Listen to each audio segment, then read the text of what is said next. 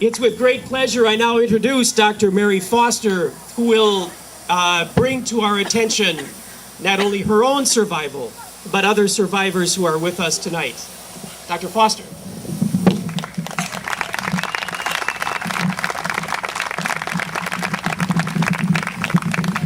First, I'd like to ask all the survivors to gather over in this area over here while I'm speaking so that you can begin the first lap as soon as I'm done in just a couple of minutes. We won't keep you looking into the sun very much longer. My name is Mary Foster, and I'm a 2-year survivor of breast cancer. I'm here to introduce you to a group of special people. The cancer survivors here tonight represent all cancer survivors and serve as a reminder of why we're here to raise money for the American Cancer Society.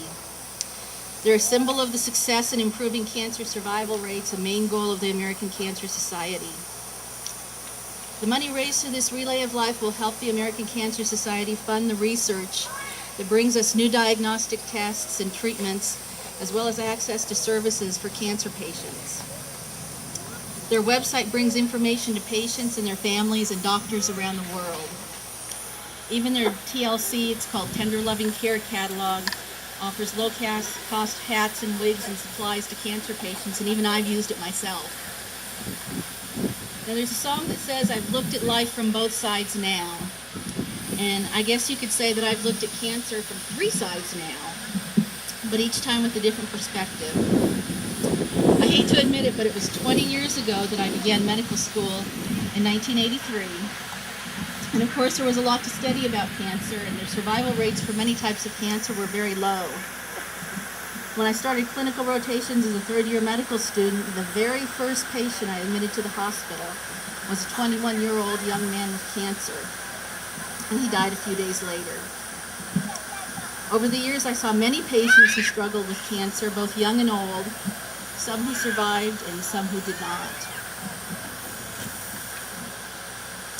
Then when I was a pediatric resident at OHSU up in Portland, my father was diagnosed with cancer. It had already spread to his lungs, and the doctors gave him 6 months to live. But he died a month later. Now I've been in practice in Newberg for 12 years now, and during that time 4 mothers of my patients died of breast cancer and 2 died of leukemia. During that time, many years ago, a pediatrician in Portland who I knew died of prostate cancer.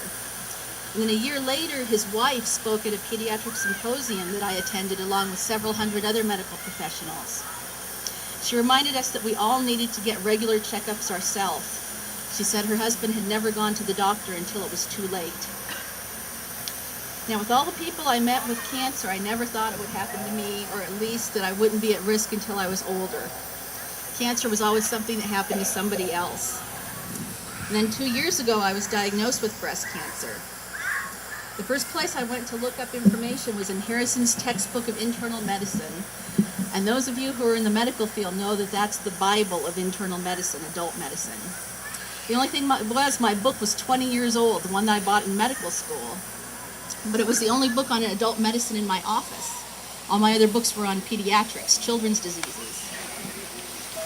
Now Harrison's is this big, thick, 8-pound book.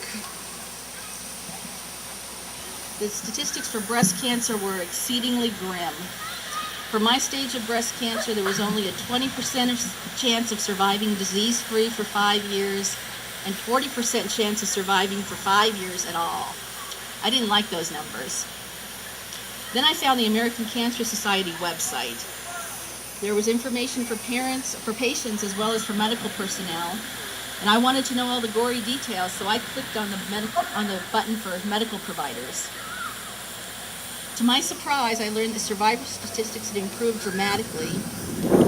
My stage of cancer now has a 77% chance of survival at 5 years, which is almost double the rate of survival in just that time. Money raised for research has funded many studies, so doctors now know the optimum combination for surgery, chemotherapy, and radiation for each type and stage of cancer. And new anti-cancer medications are being investigated and studied all the time. Nevertheless, we all need to be vigilant. Now next I'm going to sound like the pediatrician's wife at that conference a few years ago, nagging all of you to take good care of yourselves, avoid risk factors for cancer and to follow screening guidelines for different types of cancer. So if or when it strikes you, it'll be caught early when it's still treatable. And you might say, but cancer is something that happens to other people, not me. Well, take a look at the person on your right and the person on your left. One of the three of you will be diagnosed with cancer sometime in your lifetime.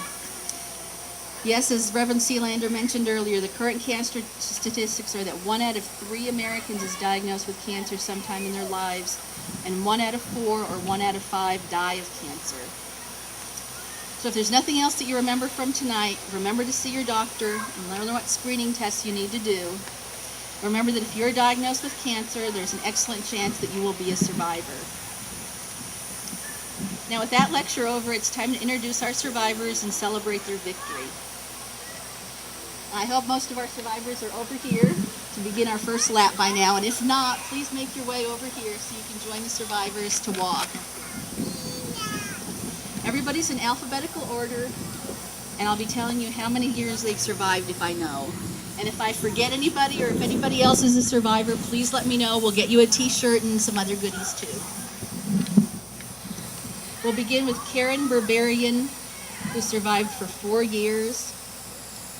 Linda Brandt, who survived for 17 years.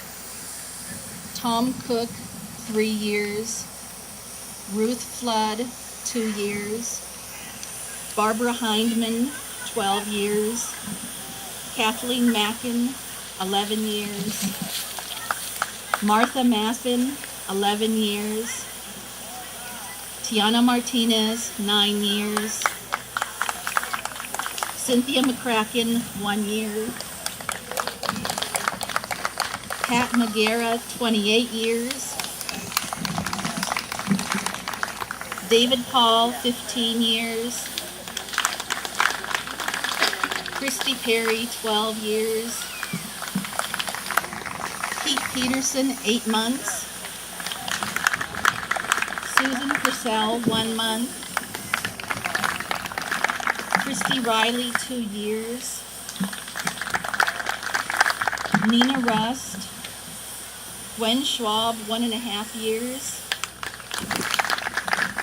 Sue Schrader, 5 months. Vicki Summers, 3 weeks. Joan Teach, 1 year. And Kathy Try, 20 years. Let's give all the survivors a big hand.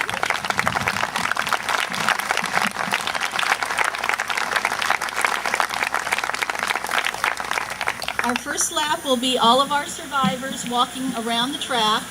For our second lap around, when they come around to finish their first lap, we ask that all the caregivers and all the family members of cancer survivors join them.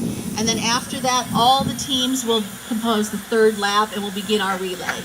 Thank you all for coming.